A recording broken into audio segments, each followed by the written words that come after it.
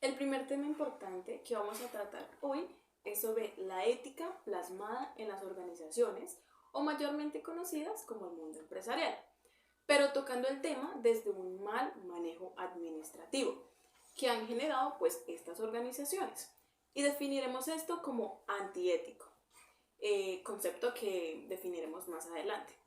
Ejemplos de escándalos como Odebrecht, Saludcop, etcétera, hablando pues desde lo bueno o lo malo, pues claramente esto está categorizado como algo muy malo, puesto que ha generado una pérdida de confianza del ciudadano habitual, al ver que pues no se está haciendo un trabajo o proceso legal.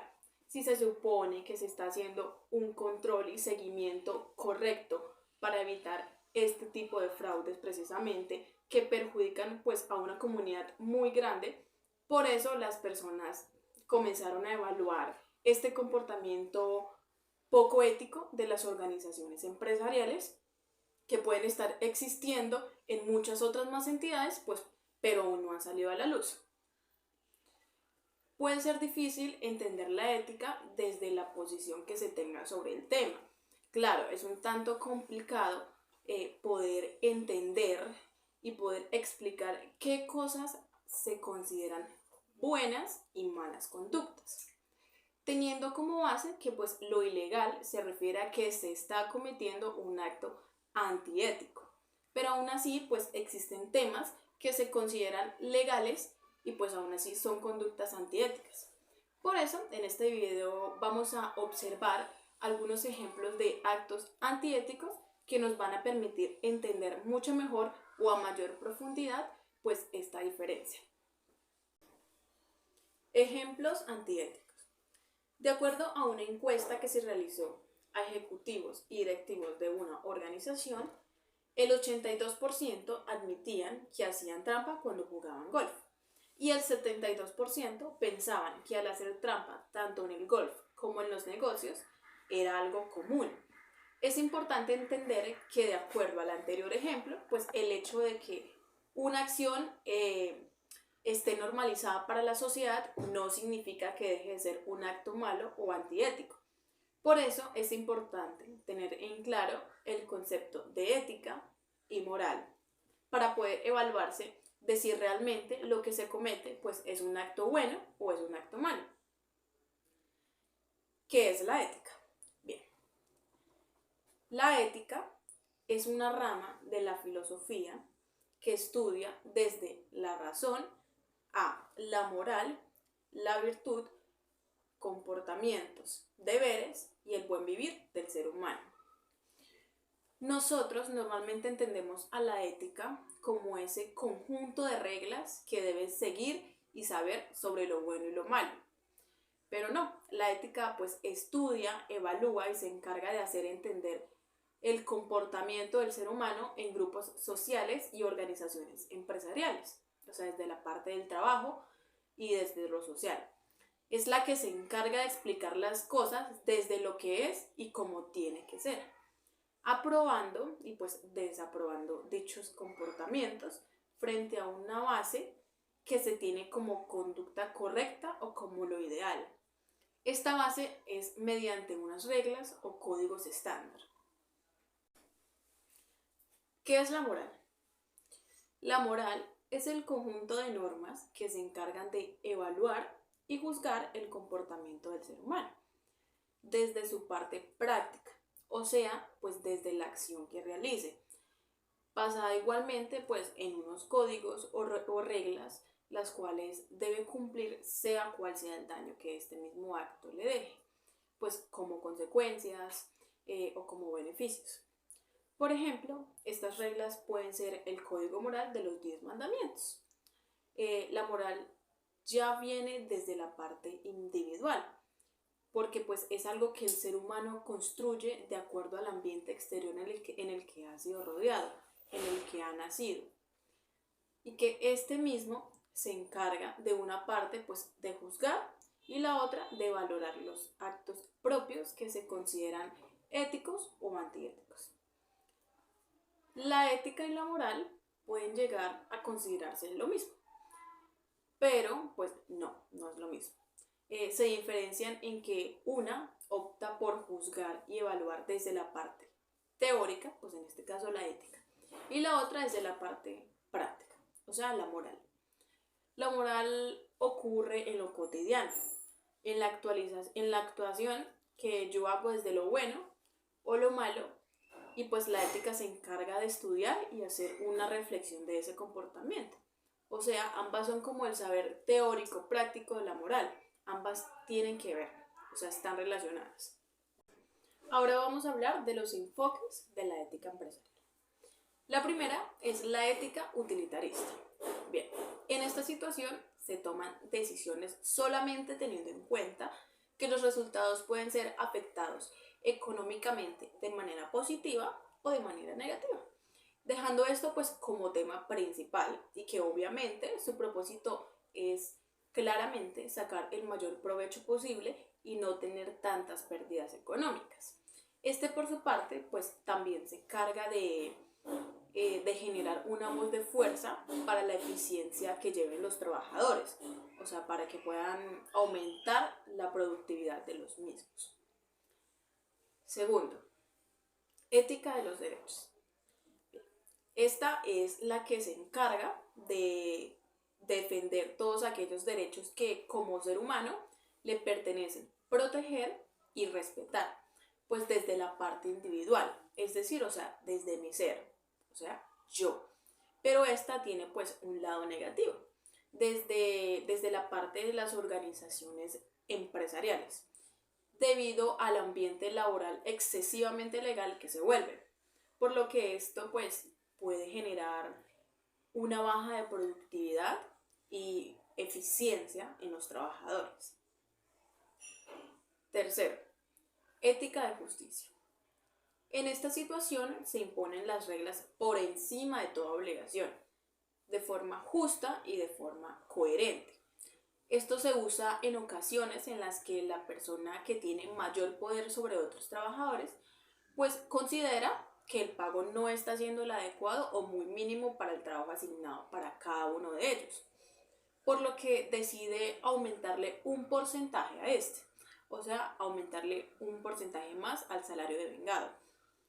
Esto muchas veces pues, puede generar desventajas debido a que se crea una perspectiva de que siempre se tiene el derecho de apelar por lo justo o lo que se merecen, creando consigo pues, una imagen de trabajadores de obtener las cosas sin tener que esforzarse lo suficiente para ganárselas, o sea, para ganarse un aumento, pues por ejemplo, ¿no? Lo cual pone en riesgo el aceptar nuevos cambios a la empresa. El cuarto y último es la ética de los contratos sociales integrados. En esta, las decisiones éticas se deben respetar y tomar desde los contratos que ya se hayan pautado con anterioridad pues, al trabajador, que son estas reglas éticas empresariales que como trabajador y buen ciudadano pues, debe conocer y cumplir.